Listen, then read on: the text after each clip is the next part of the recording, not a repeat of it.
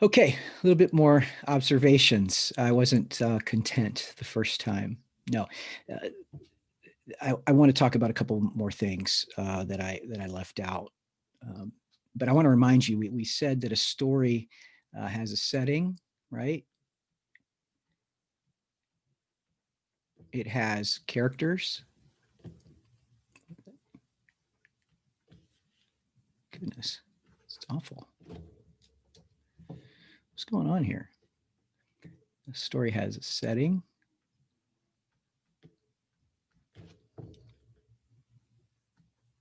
Slow. Characters. Slow. And plot, right?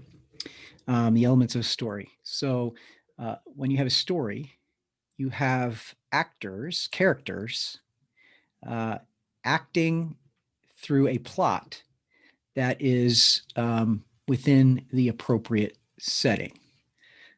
You have to have the setting must be consistent with the action of the story, and so we noted the setting in the earlier video.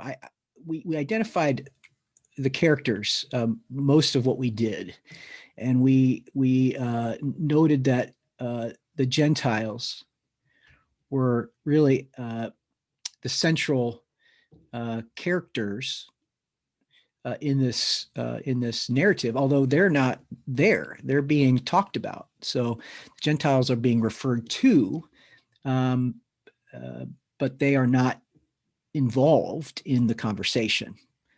Um, but they become subjects and objects of sentences. Well, we didn't note that um, a plot moves by the actions of the characters. A plot is dependent on actors acting. And the verbs then are really important when we're looking at narrative, because the verbs show us the unfolding, if you will, of the plot, the movement of the plot. And so that's really what I want to do just for a minute is help you see the verbs and how that um, becomes significant in what we're trying to observe. And it definitely reveals structure of the story, but it also the actions carry the significance of what the um, structure of the story is. It's the structural element, the verb.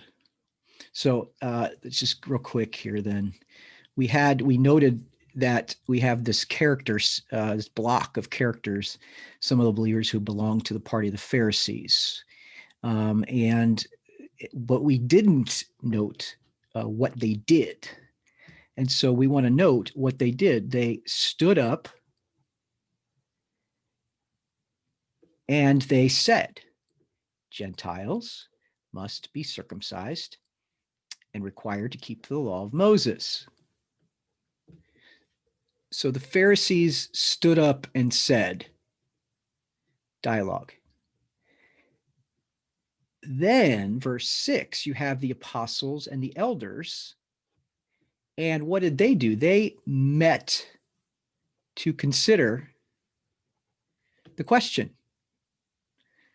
So we had somebody stand up and say something. We had then another group of people meeting to consider what was said.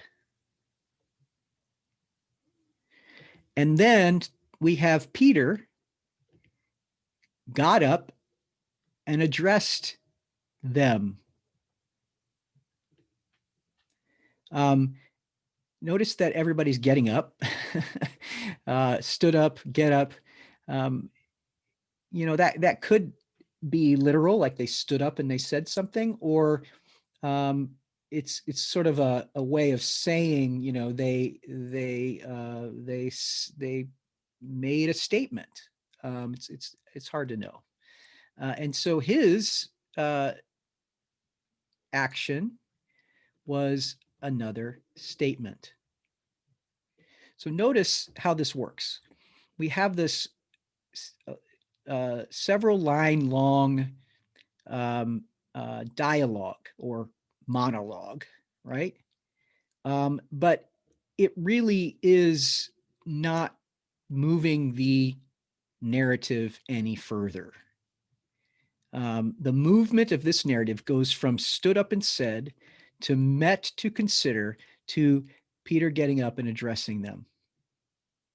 There are three steps of the narrative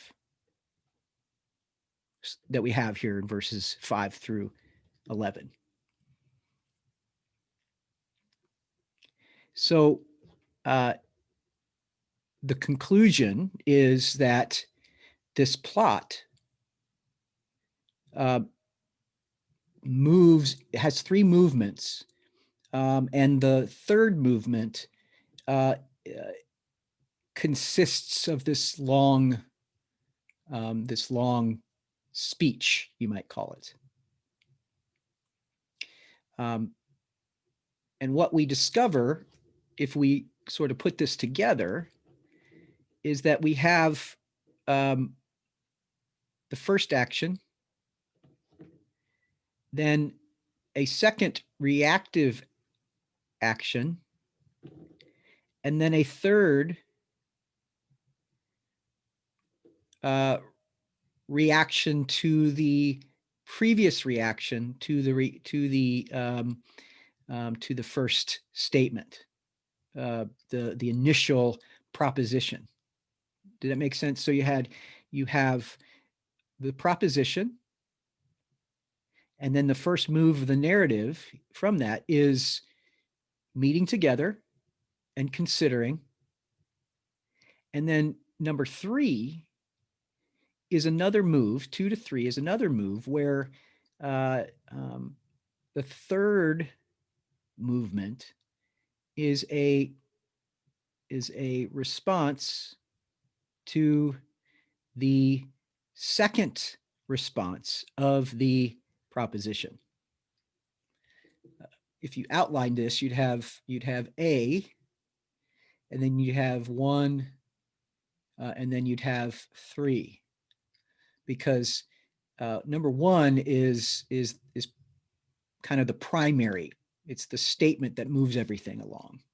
It's the statement that moves the plot along.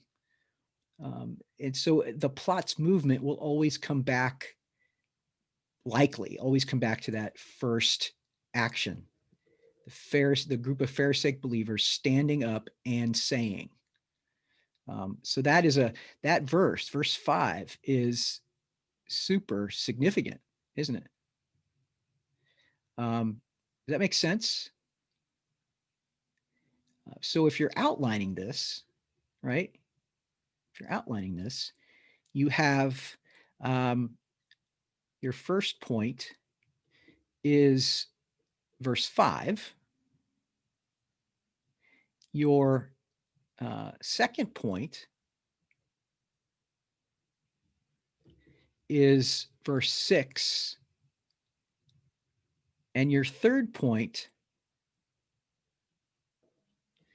is verse 7 through 11, because that's the movement of the narrative. You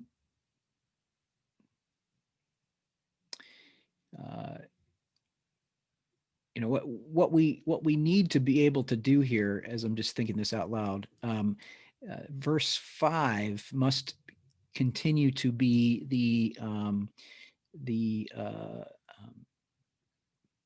key verse in this section, because everything sort of is a response to that statement.